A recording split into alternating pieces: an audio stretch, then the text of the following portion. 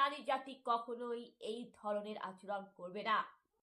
শিক্ষিত নারীরা বলবে যে আমাদের লক্ষ্মী ভান্ডার নয়, অভয়া দিদির বিচার চাই, অপরাধীদের দৃষ্টান্তমূলক শাস্তি চাই, কঠিন। আমরা লক্ষ্মী ভান্ডার চাই না, আমরা পশ্চিমবঙ্গের নারী জাতির নিরাপত্তা সুরক্ষা সুনিশ্চিত করতে চাই।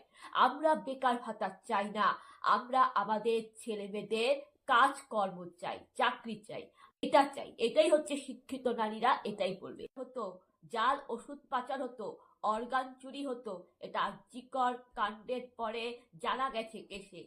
হ্যাঁ, ট্রেড কালচার চলতো, স্বাস্থ্য দুর্নীতি চলতো, যার জন্য অভয়া দিদি প্রতিবাদ করেছিল বলে তাকে ধর্ষণ করে খুন করা হয়েছে। আর এই খুনের পেছনে প্রমাণকে লোপাট করলে আপনারা সবই জানেন।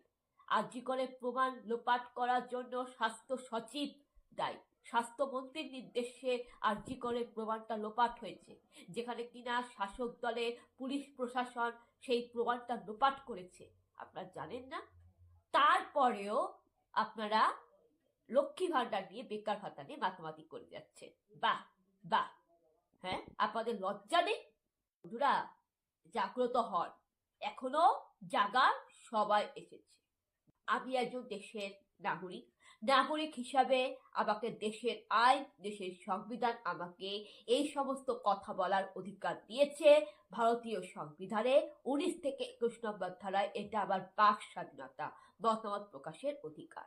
এটাই পশ্চিমবঙ্গ রাজ্যবাসীর উদ্দেশ্যে আমি বললাম, বিশেষ করে বাংলাদেশবাসীর উদ্দেশ্যে। সচেতন থাকুন, আমার এটাই বলার ছিল। বন্ধুরা, ভালো থাকবেন, সুস্থ থাকবেন।